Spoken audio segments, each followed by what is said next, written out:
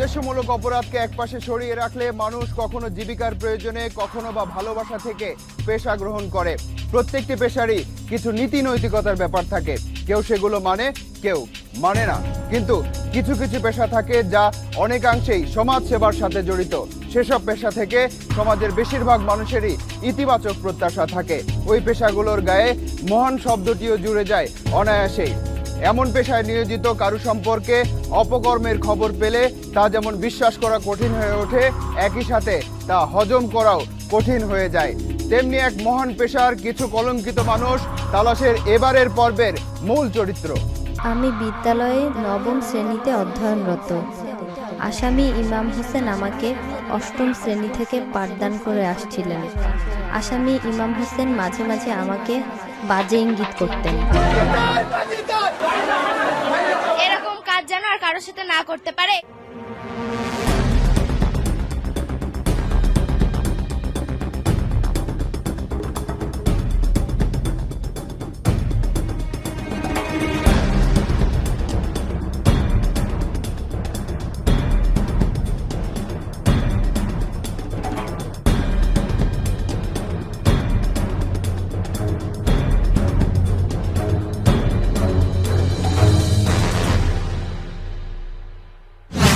অনুষ্ঠানের শুরুতে আমরা যেসব ইঙ্গিত দিয়েছি তাতে আপনাদের অনেকেই হয়তো এরই মধ্যে বিশেষ বিশেষ পেশা নিয়ে ভাবতে শুরু করেছেন।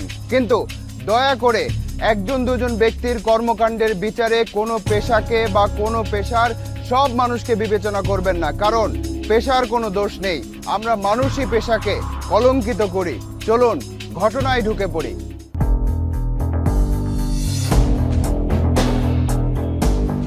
চাঁদপুরের হাইমচর উপজেলা একটি ঘটনা অনুসন্ধানে সুনির্দিষ্ট একটি বাড়িতে তালাশ টিম। কিন্তু ক্যামেরায় তো নয়, কোনো কথোপকথনেই রাজি নয় বাড়ির কেউ।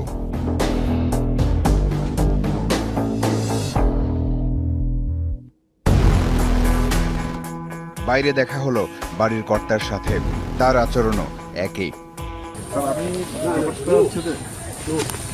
এমনটা হতে পারে জানা ছিল, হয়তো এমন আচরণ করা ছাড়া আর কোনো উপায় নেই তাদের, কারণ বিশেষ একটি ঘটনা লণ্ডভণ্ড করে দিয়েছে এই পরিবারের সব স্বাভাবিকতা। এই পরিবারের এক কিশোরীর জবানবন্দি শুনলে হয়তো ঘটনার কিছুটা ধরতে পারবেন আপনারা। আমি বিদ্যালয়ে নবম শ্রেণীতে অধ্যয়নরত। আসামি ইমাম হোসেন আমাকে অষ্টম শ্রেণী থেকে পাঠদান করে আসছিলেন। আসামি ইমাম হোসেন মাঝে মাঝে আমাকে বাজে ইঙ্গিত করতেন, তবে আমি বিষয়টি সেভাবে গুরুত্ব দিই না। গত 14/2/13 তারিখ বিকাল 4টার দিকে আমি স্কুলে তার কক্ষে প্রাইভেট পড়তে যাই। ওই দিন ইমাম হোসেন বলেছিলেন যে আমাকে নোট দেবেন, তবে তিনি আমাকে কোনো নোট দেননি। তারপর আমি প্রাইভেট পড়া শেষ করে তার কক্ষ ত্যাগের সময়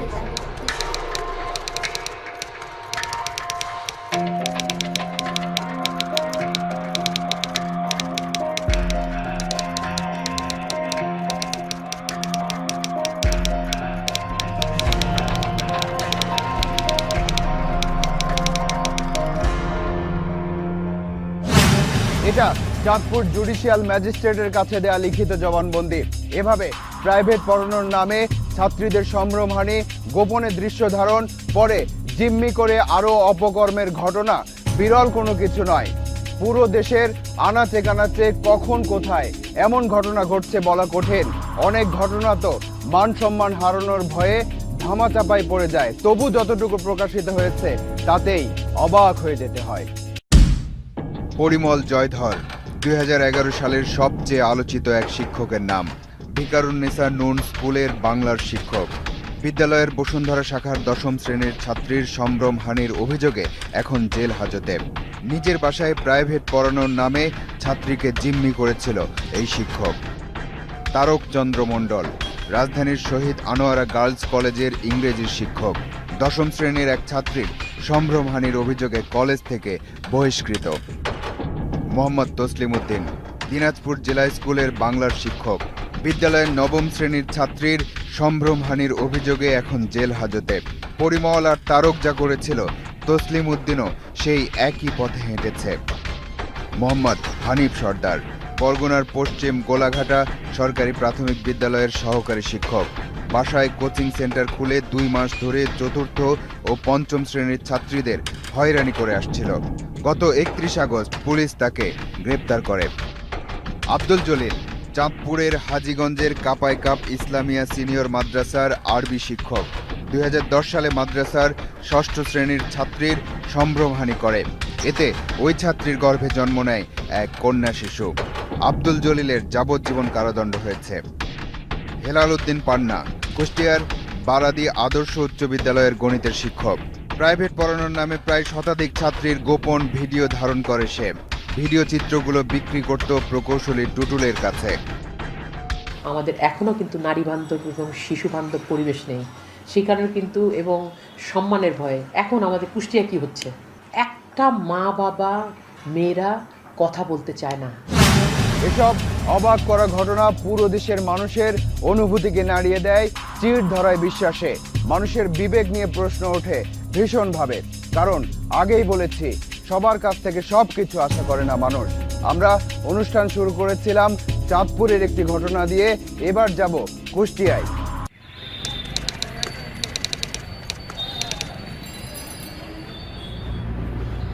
কুষ্টিয়ার আদর্শ মাধ্যমিক বিদ্যালয়। পান্না মাস্টার এই বিদ্যালয়ের গণিতের আদর্শ শিক্ষক। পুরো নাম হেলাল উদ্দিন পান্না। 2003 সালে তার শিক্ষাদান শুরু। তখন থেকেই ছাত্রীদের জন্য প্রেমের ফাঁদ পাতাও শুরু তার। ছাত্রীদের সাথে শারীরিক সম্পর্ক গড়ে তোলার সাথে সাথে সচিত্র প্রমাণ রাখা শুরু করে সে। এভাবে পান্না মাস্টার একজন একজন করে শতাধিক ছাত্রীর জীবনে কালো অধ্যায় রচনা করে।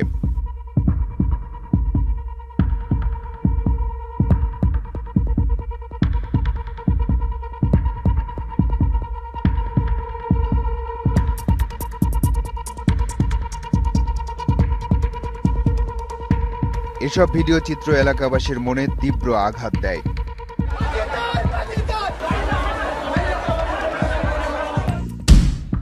আলিমুজ্জামান টুটুল কুষ্টিয়া ইসলামী বিশ্ববিদ্যালয়ের উপপ্রধান প্রকৌশলী। এলাকায় সাদা মনের মানুষ হিসেবে পরিচিত, কারণ তিনি একজন সমাজসেবক। কিন্তু বিধি বাম। গত 2 আগস্ট পান্না মাস্টারকে গ্রেপ্তারের পর সেই সাদা মনের মানুষ আলিমুজ্জামান টুটুলের সমাজসেবার ছবির পেছনের ছবি বেরিয়ে আসে। উন্মোচন হয় মুখোশ। এবার সেই সাদা মনের মানুষটিকে দেখুন।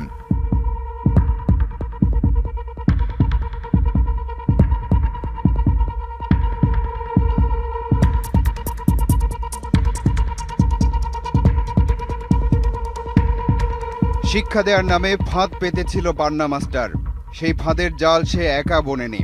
সেই দুষ্ট চক্রে ছিল কুষ্টিয়ার স্থানীয় রাজনৈতিক নেতা মনিরুল ইসলাম মনু, মেহেরপুর জেলার গাংনীর স্থানীয় সরকার বিভাগের সহকারী প্রকৌশলী শরীফুল ইসলাম সজল এবং যশোরের পল্লী বিদ্যুতের সহকারী প্রকৌশলী দুলাল হোসেন।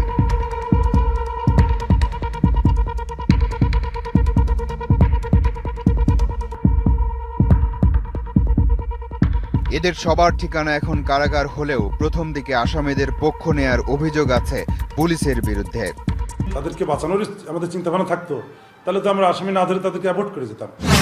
এসব ঘটনাকে সংখ্যায় নিয়ে আসা বা এসব নিয়ে পক্ষে বিপক্ষে বিতর্ক করাটাও লজ্জাজনক।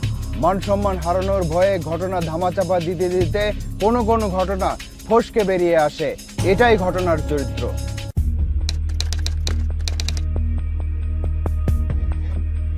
পশ্চিম গোলাঘাটা সরকারি প্রাথমিক বিদ্যালয়। সহকারী শিক্ষক মোহাম্মদ হানিফ সর্দার ছাত্রীদের অতিরিক্ত পড়ানোর জন্য খুলে বসে কোচিং সেন্টার। এরপর চতুর্থ ও পঞ্চম শ্রেণীর ছাত্রীদের পড়ানোর নামে হয়রানি করত শিক্ষক হানিফ সর্দার।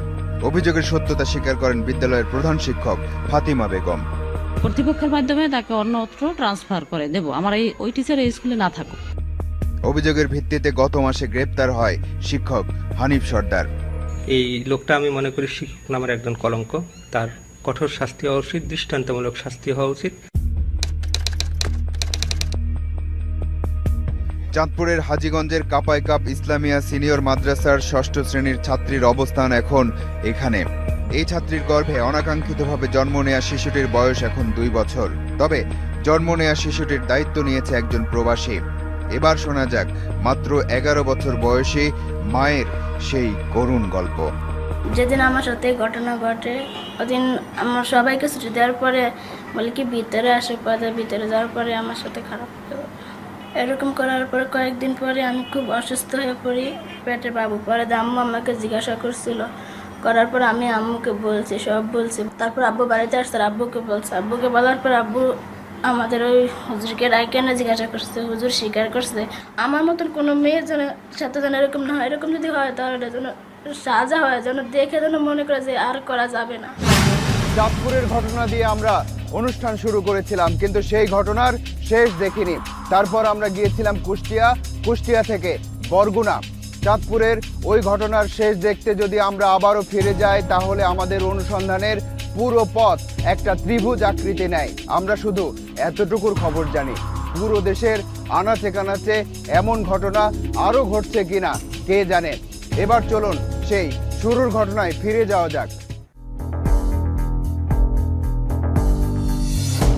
চাঁদপুরের হাইমচরের চরভাঙ্গা উচ্চ বিদ্যালয়। বিদ্যালয়ে 661 শিক্ষার্থীর মধ্যে ছাত্রীর সংখ্যায় বেশি, শিক্ষক 11 জন। সবচেয়ে যোগ্য এবং দক্ষ শিক্ষক মোহাম্মদ ইমাম হোসেন। 1995 সালে এই বিদ্যালয়ে তিনি গণিতের শিক্ষক হিসেবে যোগ দেন। ইমাম হোসেনের খোঁজে তালাশ টিম। দুর্ভাগ্য হলেও সত্যি যে বিদ্যালয়ে তিনি অনুপস্থিত। ওনার ছুটি চাইছে 2 দিনের, সেই 2 দিনের ছুটিটা শেষ হয়ে যাবে আজকে। ইমাম হোসেন 2 দিনের ছুটিতে চলে গেছেন। এবার আমরা আরও একজন শিক্ষকের সাথে পরিচয় করিয়ে দিতে চাই। নাম শাহনেয়াজ টেলু, বিজ্ঞানের শিক্ষক। খুব যত্ন নিয়ে ছাত্রীদের পড়ান। গাছের তো জীবন আছে, বড় গাছের জীবন আছে, এটা আবিষ্কার করছে কে? স্যার জগদীশ চন্দ্র বসু। এই শাহনেয়াজ টেলু আমাদের একটা তথ্য দিতে চান। স্কুলের একটা ডকুমেন্ট দরকার, তথ্য দরকার। তথ্য খুঁজতে গিয়া ওই ফোল্ডারে এটা দেখতে পাই। কি দেখেছিলেন টেলু মাস্টার? সেটা যে আমাদেরকেও দেখতে হবে এমন নয়, কিন্তু কোন পরিচয়ে কোন মানুষের বসবাস সেটা তো জানা দরকার। 4 মিনিট পর আসছি।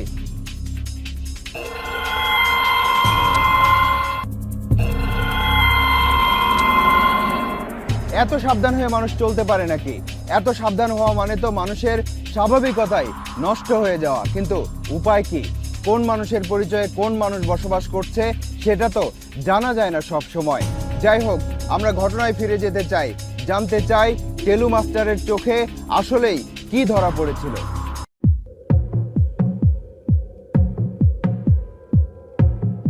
ছাত্রীর সাথে শিক্ষক ইমাম হোসেনের গোপনে ধারণ করা এই ভিডিও দৃশ্যটি প্রথমে চোখে পড়ে টেলু মাস্টারের। তবে ঘটনার 8 মাস পর বিদ্যালয়ের কম্পিউটার থেকে দৃশ্য ছড়িয়ে পড়ে দোকানে দোকানে। এই দোকানের কম্পিউটারে দেখা গেল সেই ভিডিও দৃশ্য। সাধারণত আমার কাস্টমারদের মোবাইলের মাধ্যমে। কেউ কি নিতে আসে আপনাদের দোকানে? অনেকে আসছে। বিদ্যালয়ের শিক্ষার্থীরাও এবার মুখ খুলতে শুরু করেছে। না, এখন যদি স্যার এই স্কুলে আসে তাহলে তো কোনো ছাত্রছাত্রী এই স্কুলে ভর্তি হবে না। ওনার মেয়ের সময় উনি আমাদেরকে জীবন নষ্ট করতে চায়, কারণ উনি অনেক মেয়েদের জীবন নষ্ট করছে, কিন্তু আরো অনেক মেয়ে জানতে পারছে কি আর অনেক মেয়ে এলাও হয়ে গেছে। বিদ্যালয়ের ছাত্ররা লিখিত অভিযোগ করতে চাইলে তাদের ভয় ভীতি দেখায় বিদ্যালয়ের শিক্ষকরা। আমরা বলছিলাম যে ওই সময় আমরা স্যারের চাই না, তো আমার স্যাররা বলছিল যে তোমরা মানে ওইটাই যে তোমার আমার স্যারের বিষয় তোমরা ইয়া করো না। অর্থাৎ ঘটনার শুরুতেই জানতেন সবাই, ভুক্তভোগী অভিযোগ না করায় পার পেয়ে যাচ্ছিল অভিযুক্ত শিক্ষক। মেয়ের ভবিষ্যতের কথা চিন্তা করেই উনি মামলা করতে চাননি। এছাড়া তিনি ভয় পাচ্ছেন যে মামলা করলে যে কোনো সময় হামলার শিকার হতে পারেন। মামলা হলো হাইমচর থানায়। জব্দ করা হলো ইমাম হোসেনের কম্পিউটার। তদন্ত এখনো চলছে, কিন্তু আসামি সে কোথায়? আসামি গ্রেপ্তারের জন্য গুপ্তচর নিয়োগ সহ সকল প্রকার প্রচেষ্টা জোর অব্যাহত আছে। আশা করি ইনশাআল্লাহ ইতিমধ্যে ধরা পড়বে। ঘটনার পরপরই ছাত্রীর বাবা অভিযোগ করেছিলেন বিদ্যালয়ের অপর শিক্ষক বিমল চক্রবর্তীর কাছে, কিন্তু তিনি বিষয়টি আড়াল করেন। এটা উনি আমার জানাইছে, তখন আমি আর এটা নিয়ে মেয়ের ব্যাপার বাড়াবাড়ি করিনি। ঘটনা জানার পরও বিদ্যালয় কর্তৃপক্ষ কেন চুপ ছিল জানতে চাই প্রধান শিক্ষক প্রণব কুমার সরকারের কাছে। শোনার প্রেক্ষিতে আমি সভাপতিকে এটাই ব্যাপারে অবহিত করার পরে আমরা প্রমাণের অপেক্ষায় থাকি, আরও কোনো প্রমাণ পাওয়া যায় কিনা। ভিডিও দৃশ্য থাকার পরও ঘটনা প্রমাণ করতে পারেনি বিদ্যালয় কর্তৃপক্ষ। এটা যেমন অবিশ্বাস্য, তেমনি ঘটনাকে আড়াল করার বিষয়টিকে বিশ্বাস করতে কোনো দ্বিধা নেই আমাদের। দেখা যাক তদন্ত কমিটি শেষ পর্যন্ত বিশ্বাসযোগ্য কোনো তথ্য উদ্ঘাটন করতে পারে কিনা।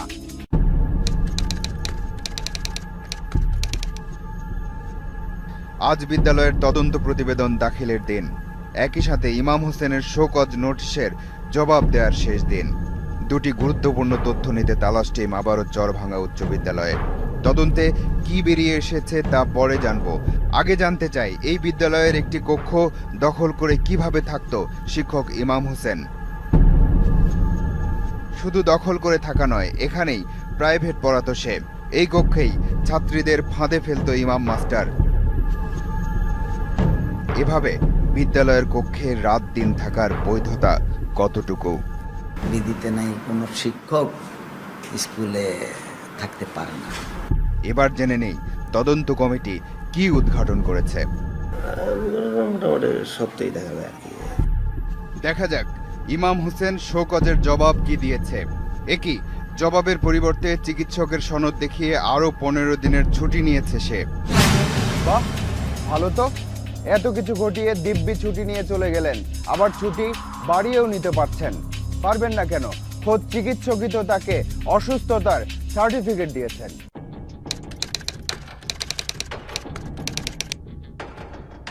আবাসিক চিকিৎসক সিরাজুল ইসলাম তার স্বাক্ষরযুক্ত সনদ দেখিয়েই শিক্ষক ইমাম হোসেন বিদ্যালয় থেকে আরো 15 দিনের ছুটি নিয়েছে। ফ্যাডে আমার কোনো সার্টিফিকেট দেয় না, 1 নম্বর। 2 নম্বর হলো আমি সার্টিফিকেট দিই না এসে। এবার তার স্বাক্ষরযুক্ত সনদপত্র দেখালে সুর পাল্টালেন। এই স্বাক্ষরটা তো আপনার। এখন এটা দেখে মনে হয় আর কি সেটা ডিপার্টমেন্ট নির্ধারণ করবে যে তাকে আদৌ ছুটি দেওয়া যাবে কিনা। অর্থাৎ কোনো ধরনের পরীক্ষা নিরীক্ষা ছাড়াই 15 দিনের বিশ্রাম দিয়ে দিয়েছেন এই চিকিৎসক। যেহেতু শিক্ষক ইমাম জন্ডিসে আক্রান্ত, নিশ্চয়ই বাড়িতেই বিশ্রাম নিচ্ছে। চিকিৎসকের দেয়া সনদপত্র অনুযায়ী শিক্ষক ইমাম হোসেন জন্ডিসে আক্রান্ত হলে তার বাড়িতেই থাকার কথা। এবার ইমাম হোসেনের বাড়িতে তালাশ টিম। কি হয়েছে এটা আমি কেমনে কমু, এটা আপনারা খুঁজলো না, আমরা দেখেন কিন্তু এরকম কথা বললে তার মাথা ঠিক থাকে। তাহলে নানা বাড়িতে থাকতে পারে সে, তাই এবারের গন্তব্য সেখানে। এখানেও পাওয়া গেল না অসুস্থতার সনদ নেওয়া ইমাম হোসেনকে। এত কিছুর পরও ভিন্ন বিশ্বাস নিয়ে বসে আছেন ইমাম হোসেনের মামা। এক ধরনের কাজ করতে পারে, এটা আমার যদি কেউ যদি ফায়ারিং করে গুলি করে যে মারা লায়, তো আমি তার চরিত্র সম্বন্ধে কোনোদিন খারাপ দেখি। ইমাম হোসেনের মামার বিশ্বাসকে অসম্মান করার আমরা কেউ নই। হতে পারে যে ইমাম হোসেনের আসল চেহারা তিনি দেখেননি, তার তো দেখারও কথা নয়। কিন্তু এইসব ইমাম হোসেনরা সমাজে অবিশ্বাস তৈরি করছে, মহান পেশাকে কলঙ্কিত করছে, মানুষের জীবনকে নরকে পরিণত করছে, সামাজিক ভারসাম্য নষ্ট করছে।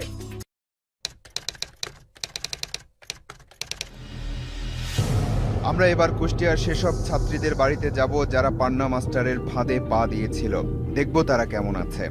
সব জায়গা থেকে ক্রেস, টাকা, সার্টিফিকেট, তারপরে চাবির রিং, তোড়া, মানে বিভিন্ন আইটেমের জিনিসপত্র দিয়েছে, ওয়ালমেট, আর ওই ছাদ দিয়েছে কোরআন শরীফ।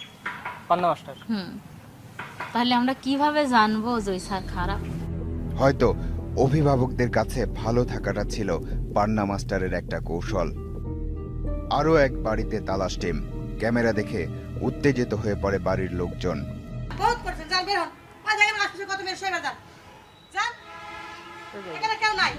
অর্থাৎ এলাকা ছেড়ে অন্য জায়গায় চলে গেছে ভুক্তভোগী পরিবার। এবার মোবাইলে কথা হলো একজন ভুক্তভোগীর সাথে। শুনুন তার বর্তমান পরিস্থিতি। সামাজিকভাবে অবস্থা খুবই খারাপ, অনেক মানুষের খুব আজে বাজে কথা শুনতে হচ্ছে। তারপরে শিক্ষা প্রতিষ্ঠানে ঠিক মতো যেতে পারছি না, মানে কি বলবো, আমাদেরকে কেউ কোনো খারাপ কাজের জন্য বাধ্য করতে পারে লিপ্ত হওয়ার জন্য, এরকম খুব ভয়, মানে এক মোটের উপরে আমরা বাইরে বের হতে পারছি না, এরকম অবস্থা। সালাম জানাই সেই সব শিক্ষকদের যারা তাদের নীতি নৈতিকতা দিয়ে শিক্ষকতা পেশাকে মহান করে তুলেছেন, যারা সেবা দিয়ে একটি জাতির মেরুদণ্ড শক্ত করতে নিরন্তর পরিশ্রম করে যাচ্ছেন। আর তার বিপরীত চরিত্রের লোকদের ধিক্কার জানানোর ভাষা আমাদের জানা নেই। এবার যেতে হবে। আজ চলে যাচ্ছি, কিন্তু যাচ্ছি না। পরবর্তী অনুসন্ধান শেষে তালাশ টিম আবারও এসে দাঁড়াবে আপনাদের সামনে। দর্শক, আপনাদেরকে নিয়ে, আপনাদের জন্য এই অনুষ্ঠান। লিখুন এই ঠিকানায়। প্রযোজক তালাশ, ইন্ডিপেন্ডেন্ট টেলিভিশন, 149, 150 তেজগাঁও শিল্প এলাকা, ঢাকা 1208।